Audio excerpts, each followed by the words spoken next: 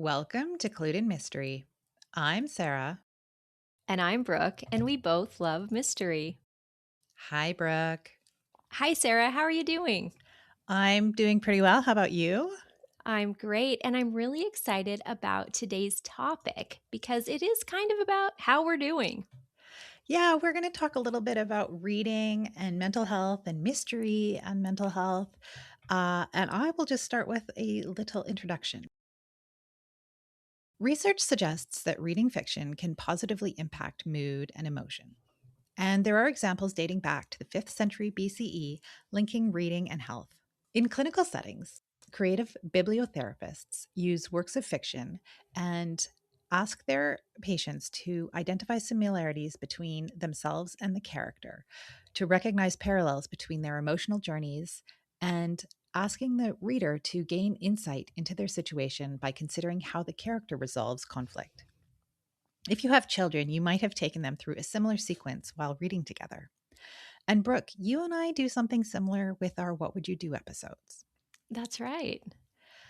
Informally, your library might offer prescriptions or book recommendations tailored to a situation or an emotion. But we don't need research to know that reading is good for us. It brings us to another world and it brings us together. Think of all the book clubs that gather around a book, but also share life's moments. The act of reading, snuggling up with a warm beverage and a blanket, or heading to the park with a book, is caring for yourself. It is relaxing and it is healing. We have discussed previously how mystery is satisfying because we usually see the good guy win and the bad guy caught. And so today we are going to be talking about mystery and mental health and reading. So, Brooke, what do you turn to when you need a mood boost?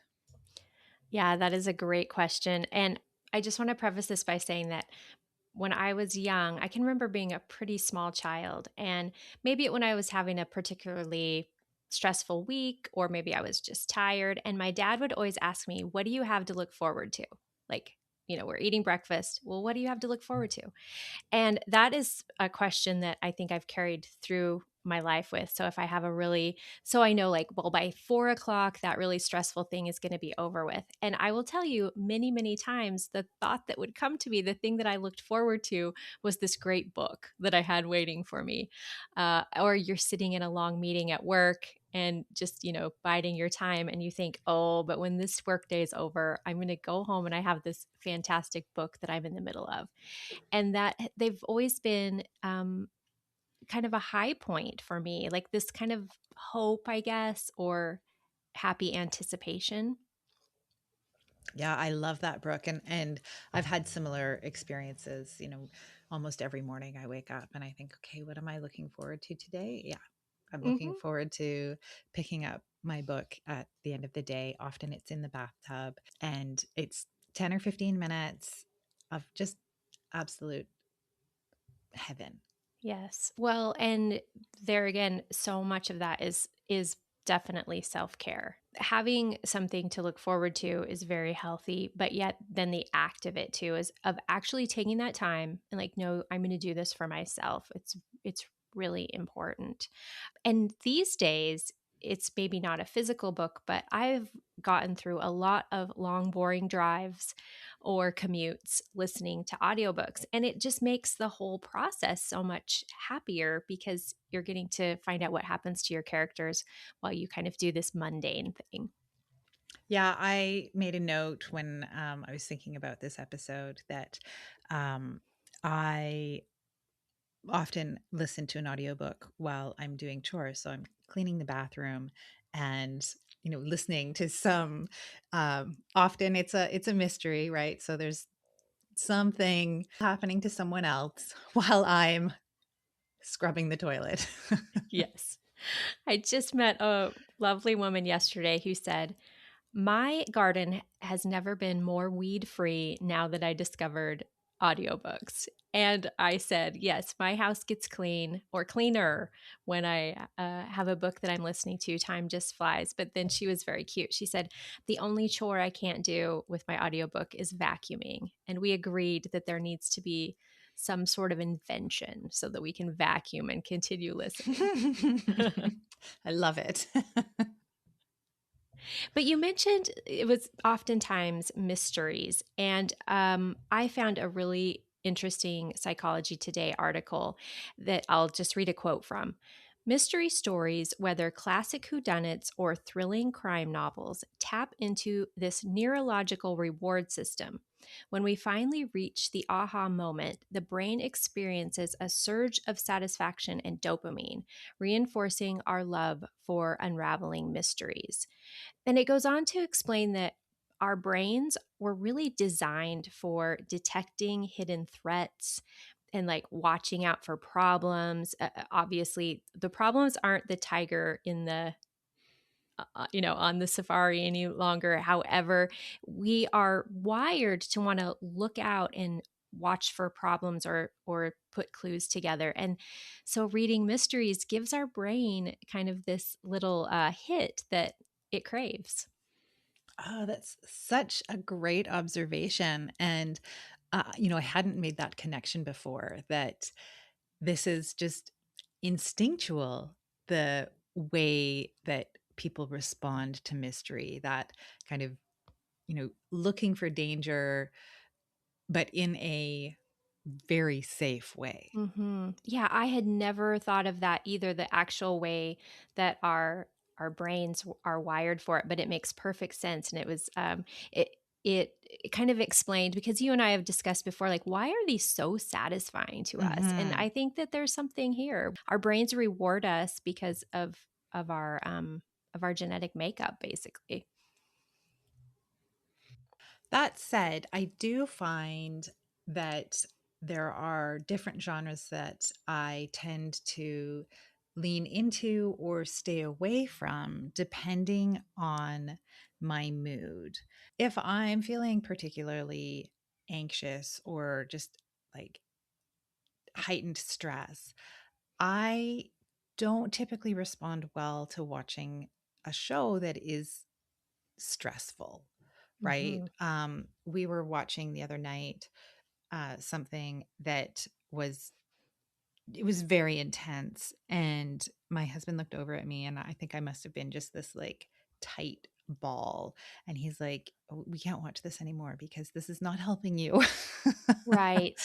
And so, I know that particularly if things externally are, yeah, just a little bit more stressful, a little bit unpredictable, then I want to be watching or reading something that is just a little gentler. Uh, Hmm. what about you, Brooke? Yeah, I would completely agree with that. Or, situations like, for instance, when my daughter went off to college, it became really difficult for me to watch any mysteries or read mysteries where the young woman was abducted right? Because we're already dealing mentally with these worries, and it doesn't have to be your children. It might be like maybe you can never read anything where a pet is threatened, right?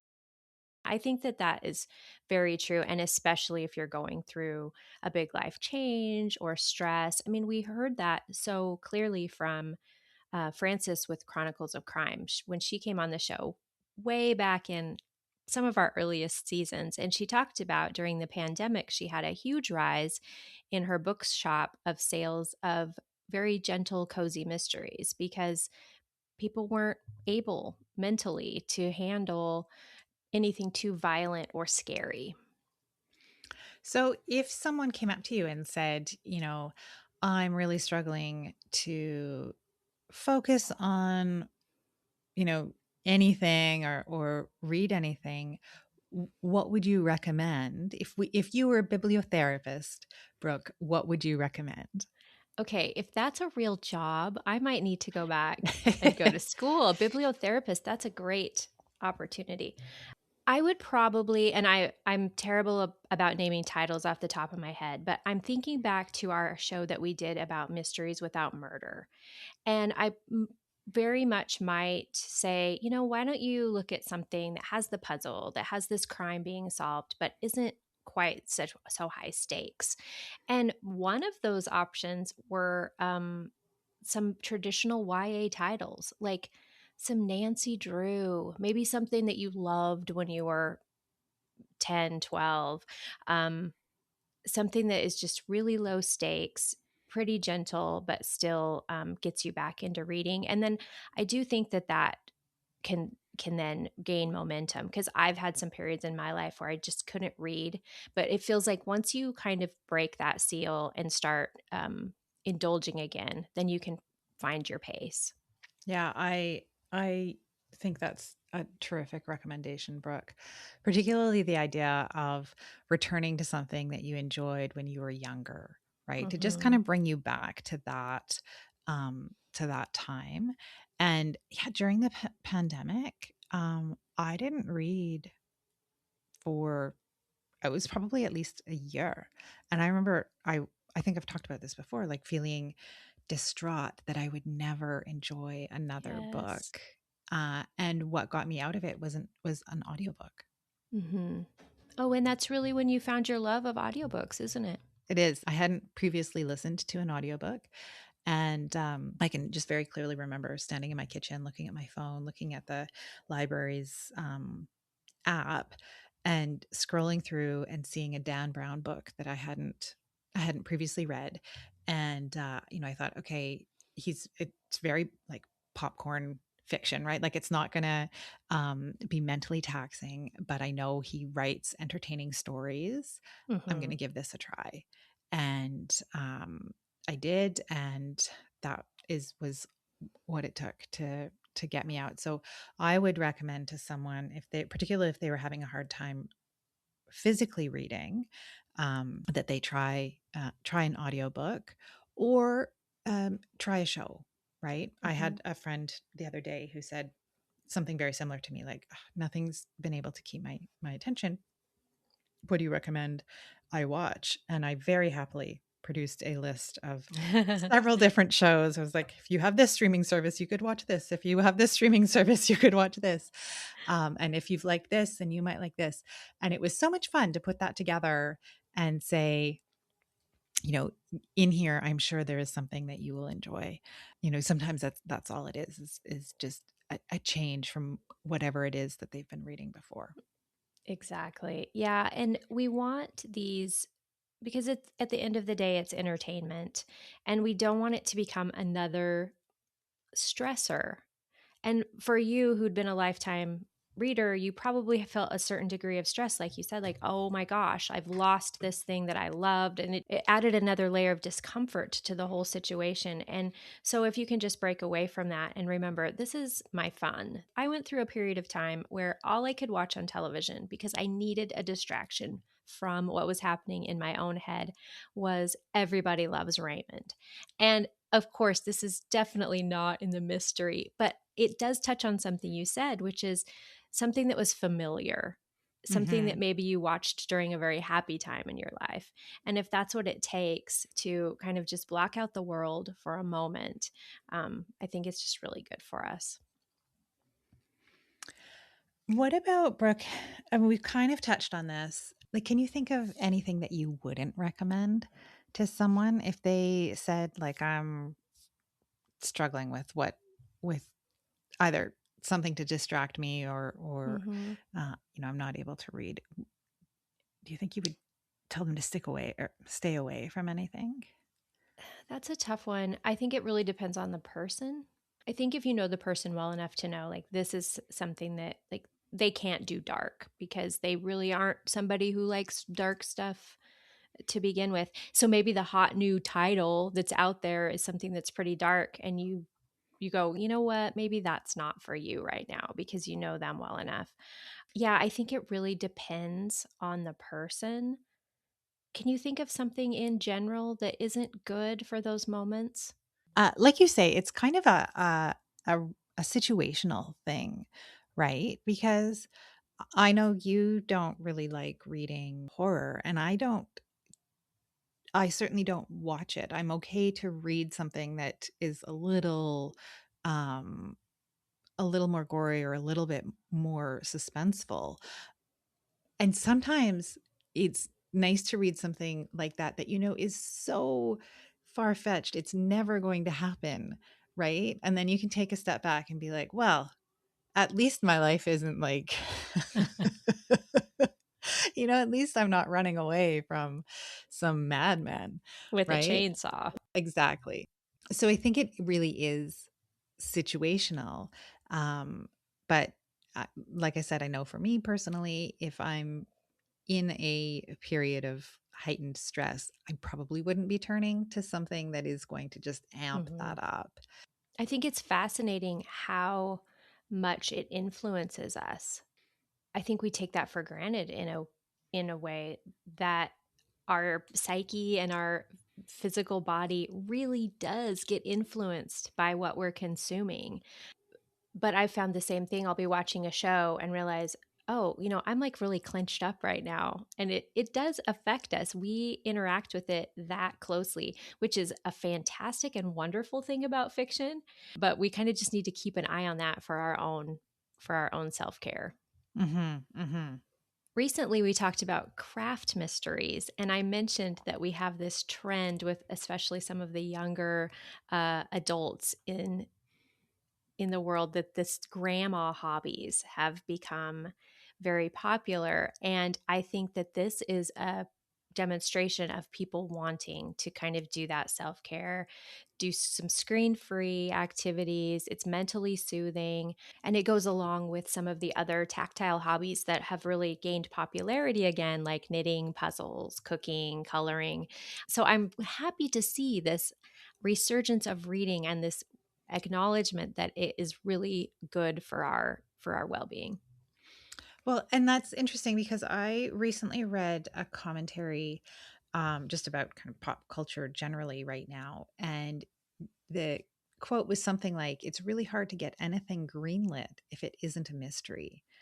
And I wonder if that doesn't kind of speak to this collective desire to see good Mhm. prevail.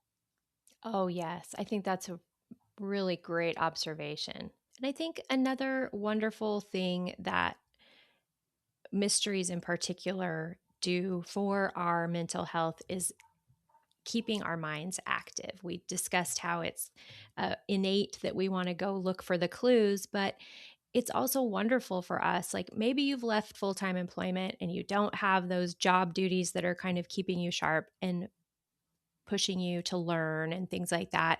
But when you read a mystery, you're tracking those clues and you're forming theories. It's a really great way to keep our minds sharp. I think it's sort of like playing a puzzle. So it's good in many ways.